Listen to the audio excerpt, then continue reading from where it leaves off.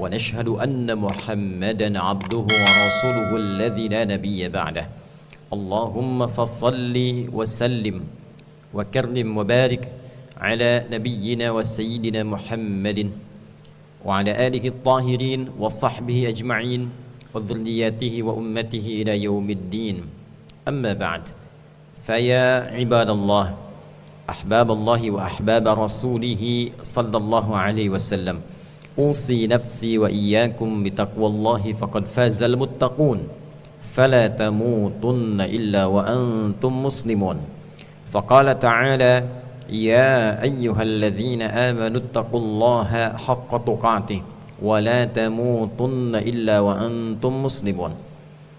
Hadirin jemaah Jumat rahimani wa rahimakumullah.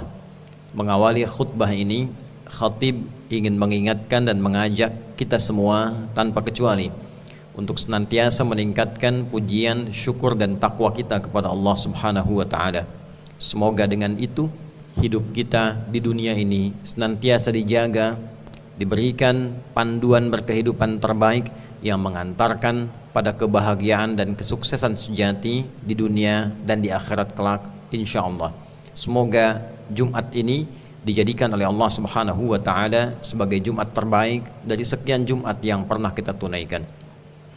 Hadirin, saat kita menyatakan diri beriman kepada Allah Subhanahu wa taala, yakin tanpa ragu bahwa Allah adalah satu-satunya Tuhan yang kita pertuhankan dan kita ibadahi. Untuk itu disebut dengan Allah. Nama ini memiliki dua makna utama, yaitu satu-satunya Tuhan yang hak, la ilaha illa huwa. Yang kedua adalah yang hanya layak untuk diibadahi, layak untuk disembah. Itulah yang menjadikan firman Allah Subhanahu wa taala di Al-Qur'an surah Taha di ayat ke-14 menegaskan dua makna ini. Innani anallahu la ilaha illa ana. Makna pertama, fa'budni. Makna kedua, wa aqimis salata lidzikri. Sungguh aku tegaskan, akulah Allah, tidak ada Tuhan yang layak dipertuhankan selain aku, maka buktikan kebertuhananmu kepadaku dengan menyembahku, dan tunaikanlah salat untuk mengoneksikan dirimu kepadaku. Demikian Quran surah Taha di ayat yang ke-14. Tatkala kita masuk dalam ruang keyakinan tanpa ragu ini, maka disebutlah kita sebagai orang beriman. Bentuk pekerjaannya disebut amana tunggal, jamaknya amanu. Subjeknya yang melakukan disebut mukmin, jamaknya mukminun. Maka untuk membuktikan keberimanan kepada kita kepada Allah Subhanahu wa taala itu haruslah kemudian ditampakkan oleh seluruh bagian yang utuh dari tampilan tubuh kita seluruhnya, baik dari ujung kepala sampai ujung kaki. Ada cahaya iman yang disambungkan lewat hati kita, dipancarkan ke akal kita, diteruskan ke dalam seluruh bagian tubuh kita. Pembuktian keimanan kita ditunjukkan oleh perilaku dari seluruh anggota tubuh kita. Untuk itulah kemudian Allah Subhanahu wa taala memberikan bimbingan yang jelas sebagai penanda bahwa inilah pembuktian keimanan kita, untuk membedakan perilaku tubuh biasa dengan perilaku tubuh yang dipandu oleh iman kita. Perilaku tubuh yang dipandu oleh iman sekaligus membuktikan bahwa kita ini beriman. Pembuktian itulah yang disebut dengan tasdiq. Bentuk standarnya disebut dengan sedekah. Karena itu amal-amal ibadah yang menjadi amal saleh dinamakan pula dalam fikih dengan sedekah.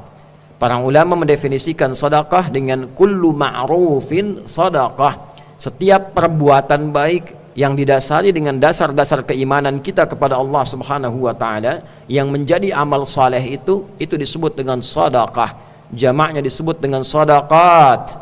Maka salat masuk dalam kategori sedekah, karena saat kita salat kita sedang membuktikan keimanan kita kepada Allah Subhanahu wa taala. Alladzina yu'minuna bil ghaibi wa yuqimunas shalah. Ada orang-orang takwa yang mendeklarasikan dia konsisten beriman kepada Allah, lalu dia buktikan keberimanan itu dengan menunaikan salat. Maka salat masuk kategori sedekah. Infak yang kita berikan, baik infaknya suami kepada istri yang sering disebut dengan nafkah, Ar-rijalu qawwamuna 'alan nisa bima faddalallahu ba'dahum 'ala ba'din wa bima anfaqu min amwalihim. Demikian surah An-Nisa ayat 34. Maka infak suami kepada istri pun masuk dalam kategori sedekah. Karena saat suami memberi kepada istrinya bukan sekedar pemberian, tapi pembuktian keimanannya kepada Allah untuk merawat istri dan keluarganya karena imannya kepada Allah. Bukan sekedar dia mencintainya. Itu pembeda suami beriman dengan suami yang belum beriman. Suami beriman memperlakukan istri dan keluarganya karena keimanannya kepada Allah. Dia memposisikan istrinya sebagai amanat Allah. Dia memposisikan anak-anaknya sebagai amanat Allah. Perbuatan baiknya kepada seluruh keluarganya dilakukan karena pembuktian imannya kepada Allah. Maka amal itu saat dikerjakan bukan amal biasa, dia menjadi sedekah. Demikian pula seorang anak berbakti kepada kedua orang tuanya. Dia ingin memberikan bagian dari hasil keringatnya. Dia berikan kepada ayahandanya, dia berikan kepada ibundanya, kerabat-kerabat terdekat misalnya. Maka ini digolongkan dalam golongan infak utama yang masuk kategori sedekah. Demikian Al-Quran surah kedua Al-Baqarah di ayat 215 itu. Wa yas'alunaka madza yunfiqun qul ma anfaqtum min khairin falil walidaini wal aqrabin wal yatama wal masakin wabnis sabil wa ma tunfiqu min khairin fa innallaha bihi alim. Hadirin sekalian, ada orang bertanya apa yang harus diinfakkan. Maka Allah Subhanahu wa ta'ala kemudian menjelaskan, jika ingin berinfak, berikan yang terbaik. Yang terbaik itu alokasikan pada 5 golongan utama. Maka ada orang tua, ada kerabat di dalamnya, ada anak-anak yatim, ada orang-orang miskin, dan orang-orang yang kesulitan di dalam perjalanan. Ini ketika kita kerjakan dalam berinfak disebut dengan sedekah. Pemberian kepada orang tua bagi orang beriman bukan sekedar hadiah. Bukan perkara Anda naik jabatan, bukan perkara Anda mendapatkan bonus lalu sebagiannya diberikan kepada kedua orang tua berupa hadiah, bukan. Bagi orang beriman itu cermin ketaatannya kepada Allah, pembuktian keimanannya kepada Allah. Jadi semua perbuatan orang beriman ketika dia kerjakan untuk membuktikan keimanannya kepada Allah itu disebut dengan sedekah. Lisan yang baik pun sedekah, mendengar yang baik sedekah, membahagiakan orang dengan senyuman pun sepanjang dilakukan karena Allah itu sedekah. Basmatuka fi wajhi akhika sedekah. Senyum terbaikmu yang membahagiakan saudaramu karena imanmu kepada Allah. Bukan sekedar ingin tersenyum, bukan sekedar ingin kawan kita gembira dengan kegembiraan kita, tapi kita lakukan karena Rasul perintahkan. Kita kerjakan karena ketaatan kita kepada Allah. Itulah sedekah. Intinya semua kebaikan yang kita kerjakan dengan dasar iman itu adalah sedekah. Hadirin, tidak mudah menampilkan sedekah ini karena sepanjang perbuatan itu menjadi ibadah, maka setan tidak menginginkan itu terlaksana dengan baik. Saat dikerjakan, bahkan sebelum dikerjakan, saat dikerjakan, setelah dikerjakan. Tidak pernah akan merasa aman dengan sedekah kita kecuali kita telah wafat, meninggalkan semua aktivitas dunia kita, selesai. Karena setan pun tidak akan berurusan lagi dengan hamba yang telah meninggal. Maka sebelum orang mengerjakan sedekah akan ada gangguan. Orang akan infak akan diganggu, akan diberikan pertimbangan, lebih baik engkau simpan, mungkin ada kebutuhan yang lain di masa depan. Boleh jadi tidak kemudian dilakukan infaknya. Akan tahajud mungkin terganggu. Lihat dulu, ini pertandingannya masih seru. Boleh jadi berbeda dengan highlightnya, tidak mungkin dilakukan juga karena ada gangguan. Sebelum dikerjakan ada gangguannya, saat dikerjakan diganggu pula. Kita ingin keluarkan yang terbaik, ada bisikan lagi, jangan yang ini yang diberikan, mungkin yang nilainya di bawah ini dulu. Demikianlah kemudian perbuatan ini ketika akan dilakukan, sedang dilakukan, setelah dilakukan selalu ada gangguan. Ini menunjukkan bahwa ibadah yang kita lakukan benar-benar ibadah. Ini pembuktian kebenaran Islam sebagai agama yang hak. Karena tidak ditemukan setiap perbuatan-perbuatan yang menjadi ibadah itu kecuali ada gangguan-gangguan yang disadari atau tidak menjadi bisikan dalam diri kita. Silahkan Anda kerjakan pekerjaan lain di luar ibadah. Makan tanpa ibadah tidak ada gangguan yang nyata. Ingin olahraga tidak dijadikan sebagai ibadah, tidak ada gangguan yang nyata. Tapi ketika kita akan jadikan semua perbuatan kita menjadi ibadah, kita akan rasakan sebelum dilakukan, saat dikerjakan, dan setelah itu selesai ditunaikan, selalu tidak akan pernah tuntas dengan gangguan.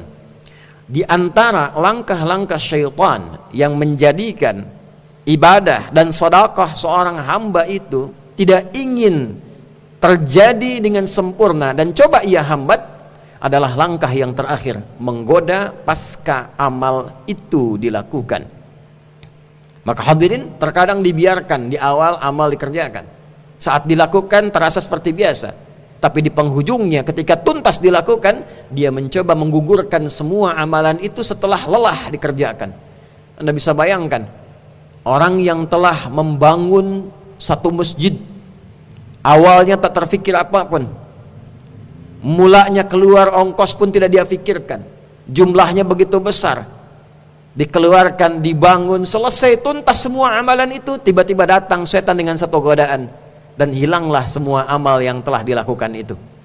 Ada yang salat bermasalah, ada yang infak bermasalah, ada yang haji bermasalah.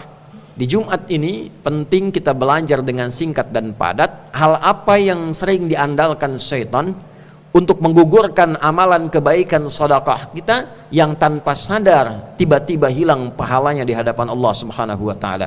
Itulah yang kemudian ditampilkan Al-Qur'an di surah kedua Al-Baqarah di ayat 264. Allah berfirman ba'da a'udzubillahi minasyaitonir rajim. Bismillahirrahmanirrahim. Ya ayyuhalladzina amanu la tubtilu sadaqatikum bil manni wal adza kalladzi yunfiqu malahu ria'an nas wa la yu'minu billahi wal yawmil akhir famathaluhu kamathali safwanin 'alayhi turabun fa asabahu wabilun fatarakahu salda la yaqdiruna 'ala syai'in mimma kasabu wallahu la yahdil qaumal kafirin. Ya ayyuhalladzina amanu, hai semua orang yang telah menyatakan beriman, kaidah dasar, yang telah memantapkan pada jiwanya dia adalah insan beriman. Ketika kita berkomitmen saya insan beriman, di saat yang sama kita pun bersiap untuk mengerjakan semua perilaku hidup kita dengan dasar iman kita. Bicaranya pakai iman, mendengarnya pakai iman, melangkahnya pakai iman, bekerjanya pakai iman, berfikirnya pun pakai iman. Alladzina yadhkuruna Allaha qiyaman wa qu'udan wa 'ala junubihim wa yatafakkaruna fi khalqis samawati wal ard. Dzikir qabla al-fikr. Dzikir qabla al-fikr. Berfikir pun pakai zikir, bicara pun pakai zikir, iman. La tubtilu sadaqatikum bil manni wal adza. Jangan kau batalkan, jangan sampai engkau gugurkan kebaikan-kebaikan, sedekah-sedekah yang telah engkau perjuangkan dengan lelah, dengan perbuatan-perbuatan yang merusak dan menghancurkan sedekah itu bahkan tanpa disadari sepenuhnya. Jadi ada perbuatan yang kelihatannya menyenangkan, al-mannu namanya, bil manni, sesuatu yang terasa menyenangkan tapi sesungguhnya sedang menggugurkan amalan itu. Wal adza, dan dia merusak, menghancurkan amalan tanpa disadari. Kalau di hadapan kita dihancurkan terlihat sadar, tapi ada perbuatan yang seakan menyenangkan, membuat kita bangga, nyaman, tapi dalam saat yang sama dia menghancurkan amal perbuatan yang telah lelah kita kerjakan. Apa contohnya? Ini yang paling diandalkan oleh syaitan, kalladzi yunfiqu malahu ria'an nas, seperti orang infak yang diiringi dengan sifat riya. Ingin dipuji orang, ingin diketahui orang kebaikan-kebaikannya supaya disanjung, itu riya. Ingin diketahui Allah kebaikannya supaya diridhai, disebut ihsan. Itu perbedaannya. Ihsan ingin dikenal Khaliq, riya ingin dikenal makhluk. Jadi tolong dibedakan, ingin dikenal makhluk manusia supaya disanjung, itu riya. Ingin diketahui manusia supaya menjadi contoh teladan yang diikuti, itu tahaddus bin ni'mah namanya. Wa amma bi ni'mati rabbika fahaddits. Boleh kita beramal, ditampakkan, supaya dengan penampakan itu tujuannya orang mengikuti amalan itu, dan abai dengan pujian. Terserah orang mau puji mau tidak, bukan urusan kita. Yang penting saya kerjakan, orang bisa lihat supaya diikuti. Ada sebagian orang-orang mencontohkan sunnah tertentu ketika sebagian yang lain tidak menyadari. Masuk masjid untuk i'tikaf, sebagian orang datang langsung duduk.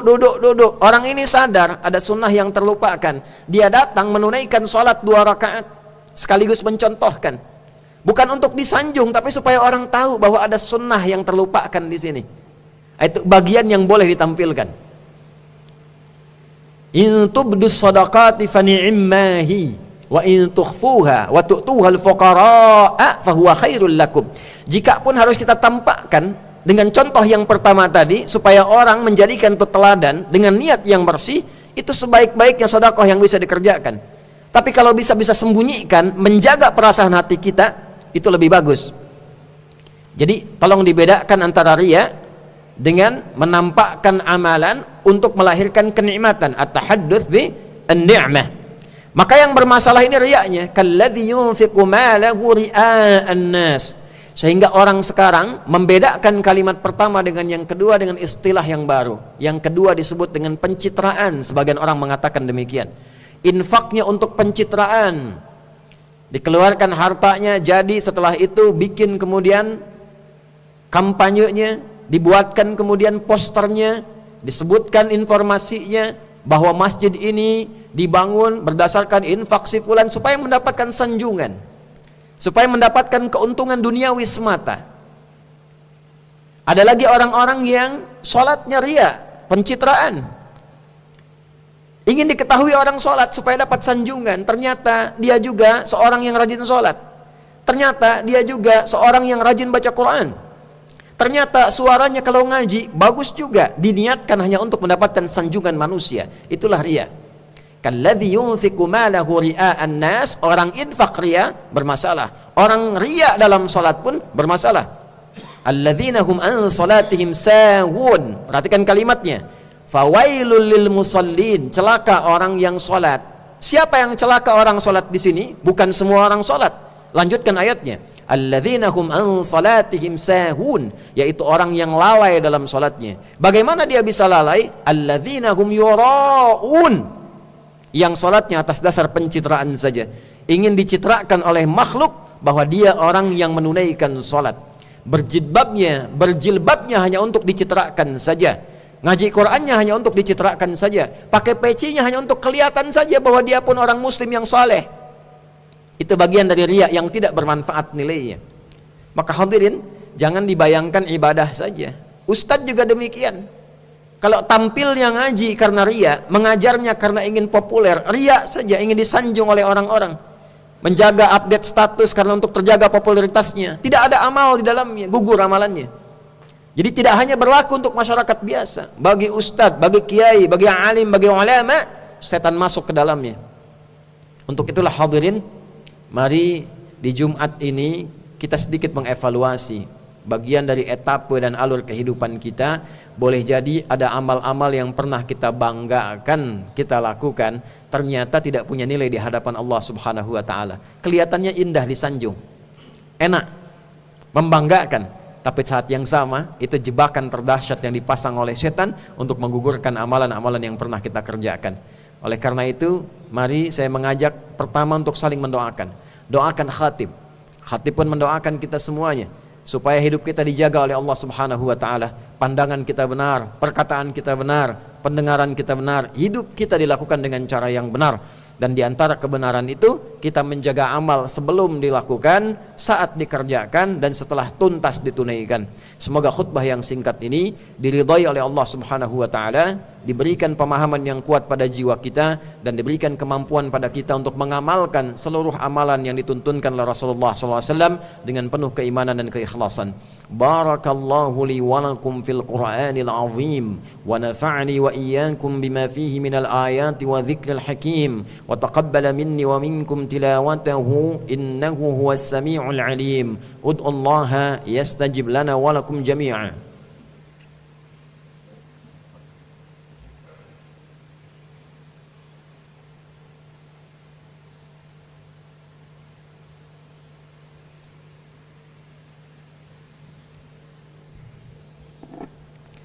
Alhamdulillah والصلاة والسلام على رسول الله نبينا وسيدنا محمد بن عبد الله وعلى آله وصحبه ومن والاه نشهد أن لا إله إلا الله ونشهد أن سيدنا محمدا عبده ورسوله الذي لا نبي بعده فيا عباد الله أوصي نفسي وإياكم بتقوى الله فقد فاز المتقون فلا تموتن إلا وأنتم مسلمون فقال تعالى يا أيها الذين آمنوا اتقوا الله حق تقاته ولا تموتن إلا وأنتم مسلمون.